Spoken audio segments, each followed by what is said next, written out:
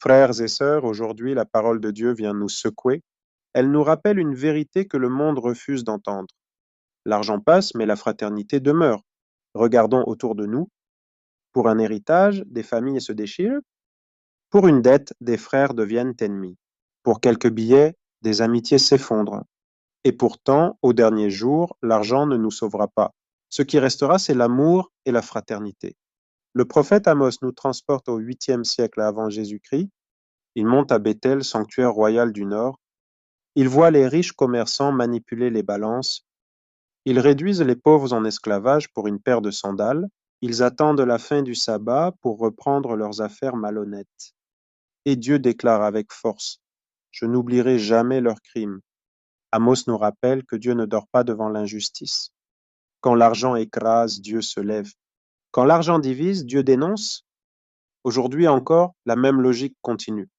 Certains volent avec les stylos dans les bureaux, d'autres volent avec les billets dans les marchés. Des gouvernements ferment les yeux pour un pot de vin, des familles se battent pour quelques hectares de terrain. Des couples se brisent à cause d'un compte bancaire vide. Des communautés s'effondrent à cause d'une gestion douteuse. Mais Dieu voit et Dieu se souvient. Le psaume nous ouvre un autre horizon. De la poussière, il relève le faible. Voilà le vrai visage de Dieu. Il ne s'assoit pas à la table des corrompus. Il s'abaisse jusqu'à la poussière pour relever celui qui tombe. Les hommes élèvent les riches, mais Dieu élève les pauvres. Les pharaons ont bâti des pyramides immenses. Aujourd'hui, ce ne sont que des pierres froides.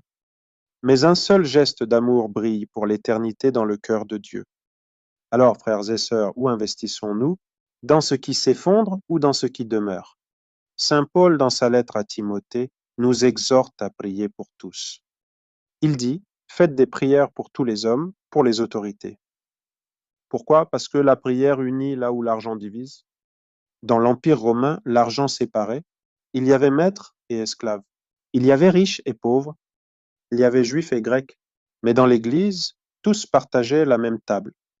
Et les païens s'exclamaient, voyez comme ils s'aiment. Voilà la vraie richesse des chrétiens. Non pas les coffres pleins, mais les cœurs unis. Enfin, Jésus nous place devant un choix radical. Vous ne pouvez pas servir à la fois Dieu et l'argent. L'argent peut être utile comme serviteur, mais il devient tyran dès qu'il prend la première place. Il peut acheter une maison, mais pas une famille. Il peut acheter un lit, mais pas le sommeil. Il peut acheter des médicaments, mais pas la santé. Il peut acheter du plaisir, mais pas l'amour. Voilà pourquoi Jésus nous demande de choisir. Servir Dieu ou servir l'argent, l'amour ou la cupidité. La fraternité